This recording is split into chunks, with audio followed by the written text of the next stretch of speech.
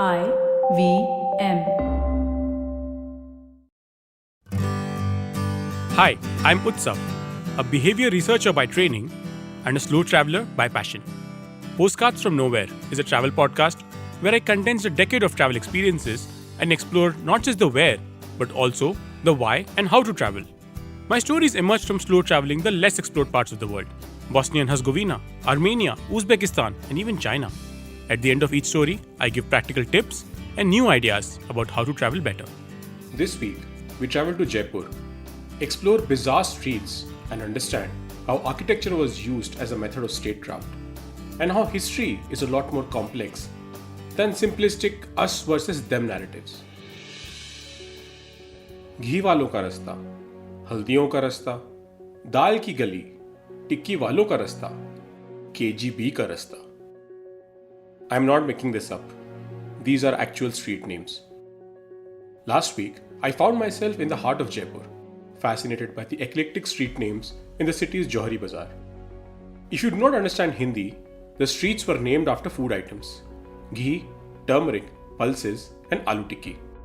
The last one, KGB ka rasta, remains a mystery to me, because unlikely that the city is paying homage to the security and intelligence agency of the former Soviet Union.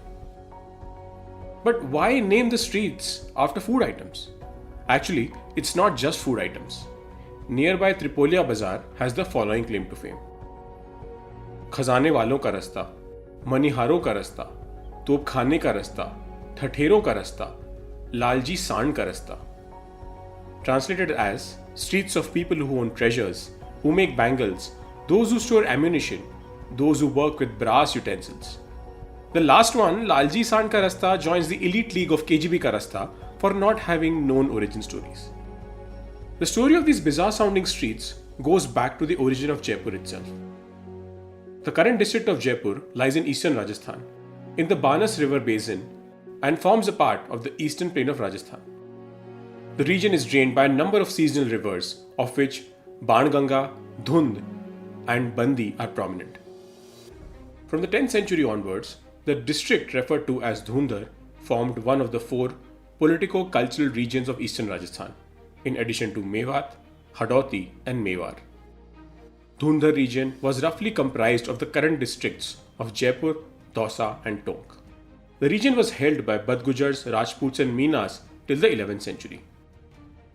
By the 17th century, the political landscape had changed significantly. The Kachwaha Rajput land became known for political clout and importance in the Mughal administration. Raja Man Singh and Mirza Raja Jai Singh contributed to the financial and cultural wealth of Dhundar through a political alliance with the Mughals. The foundation of the city of Jaipur was established by Savai Jai Singh II in 1727. The city was designed by Savai Jai Singh II himself and further developed and monitored by his renowned councillor Vidyadhar. It included innovative concepts in traditional planning guidelines, along with an appropriate adaptation of the terrain itself. Two significant facts responsible for the origin of the city and its subsequent layout were: the first, the need for a new capital for the 18th century Dhundar, as the earlier one of Amber, built on a hill, was getting congested.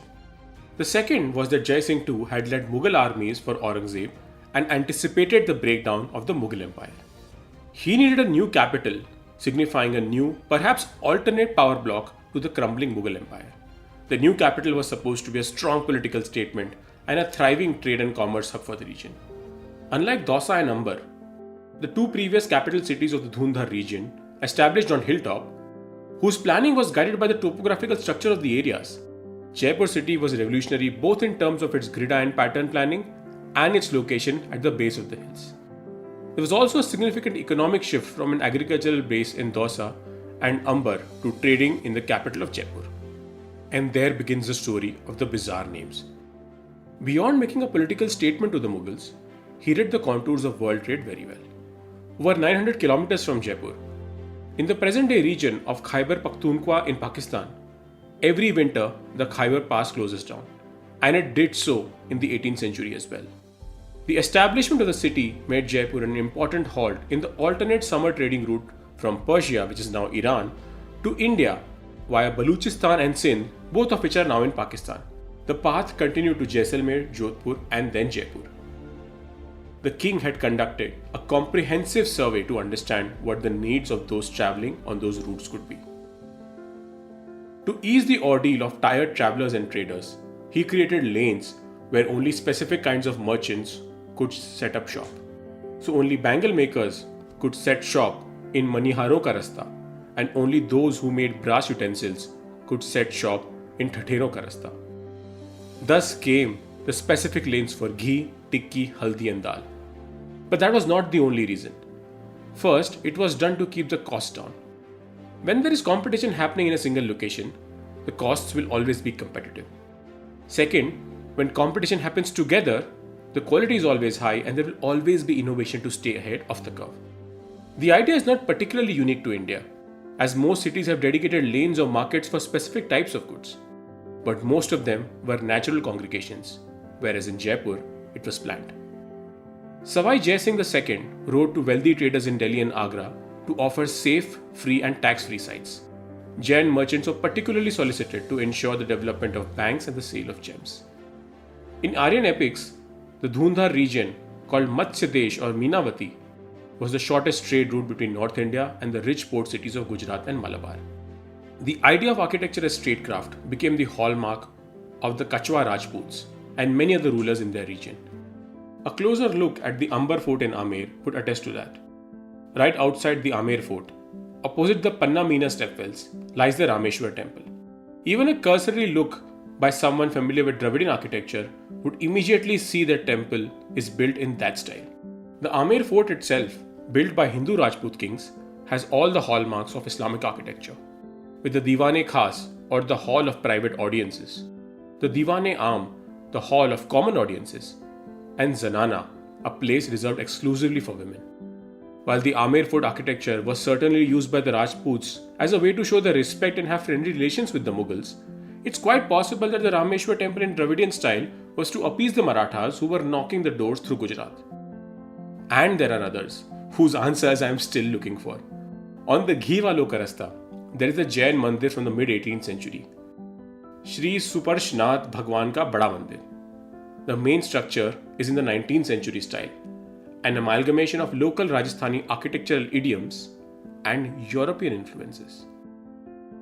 The amalgamation of architectural styles was not just a matter of aesthetic tastes, but also a matter of statecraft. We are living in times where history is being oversimplified and being used to create us versus them narratives. What we often forget is that kings and rulers of the past often had very selfish interests at play to further their wealth, fame, and power. Most were far less concerned with the imaginary religious conflicts as they are being made out to be. If you like this podcast, don't forget to check out other interesting podcasts on the IVM network. You can listen to us on the IVM Podcast app or ivmpodcast.com.